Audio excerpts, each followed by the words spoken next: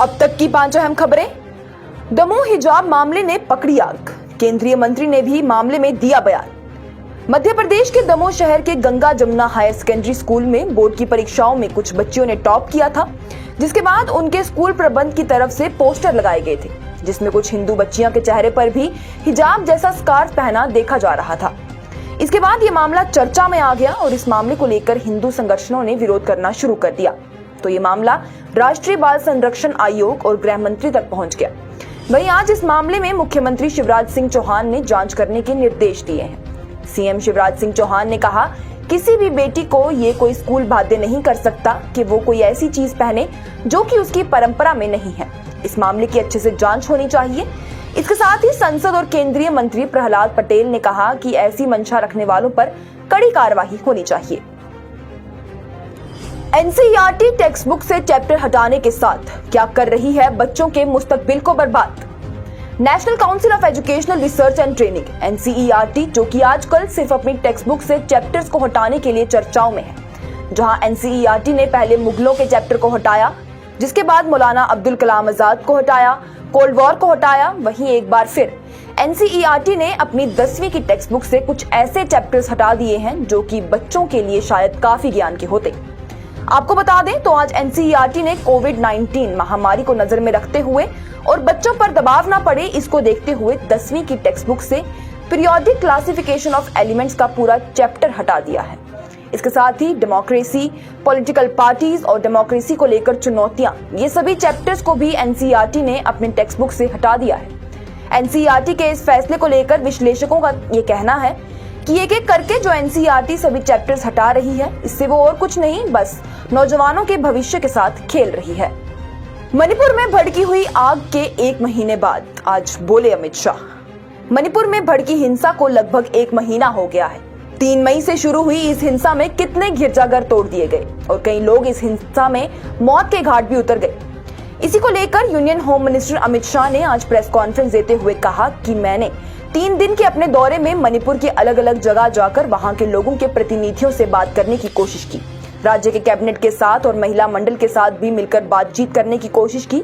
अलग अलग 11 राजनीतिक पार्टियों से भी राज्य में शांति लाने और सब कुछ ठीक करने को लेकर बातचीत की।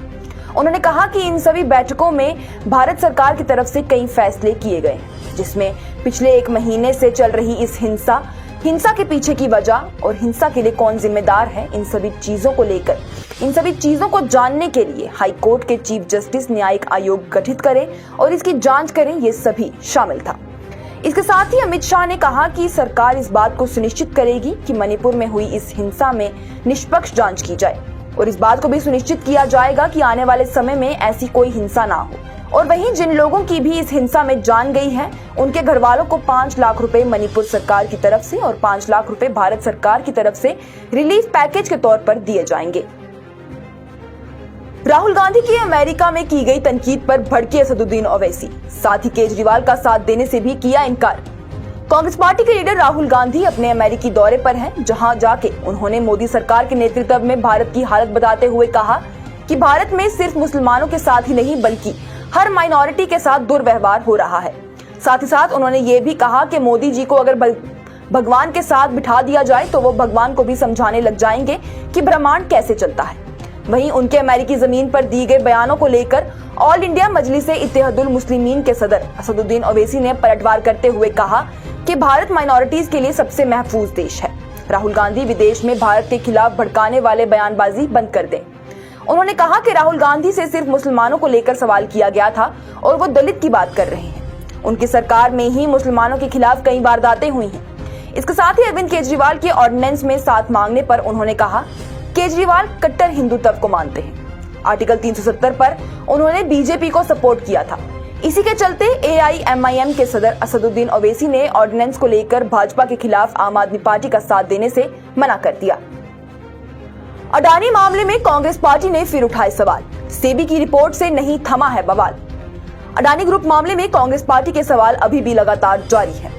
कांग्रेस पार्टी के जनरल सेक्रेटरी जयराम रमेश ने प्रेस कॉन्फ्रेंस देते हुए कहा कि 2018-19 में securities and exchange board of India यानी सेबी ने कुछ पूंजीपतियों के लिए अपने नियमों को बदला था और पारदर्शिता यानी कि ट्रांसपेरेंसी को खत्म किया था, लेकिन वहीं अब कांग्रेस की हम अडानी के हैं कौन श्रृंखला और सुप्रीम कोर्ट के विशेषज्ञों की कमेटी की वजह से अब सेबी ने अपना रवैया बदला है और अभी फिलहाल उन्हें 14 अगस्त तक के लिए समय दिया गया है कि वो मोदी अडानी मामले में अपनी रिपोर्ट पेश करें।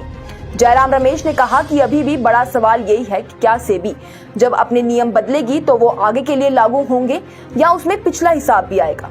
सवाल यही है कि 20,000 करोड़ किसके हैं।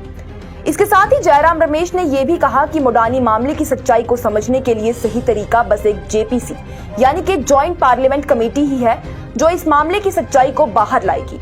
उनका कहना है कि इस मामले में वो आवाज उठाते रहेंगे, नई संसद में भी जाकर वो इस बारे में बोलेंगे और तब तक बोलते रहेंगे जब तक कि ना सच सबको पता चल जाए। ये थी अब तक की 5 अहम खबरें। लेटेस्ट अपडेट्स के लिए देखते रहिए न्यूज इनसाइडर 24/7।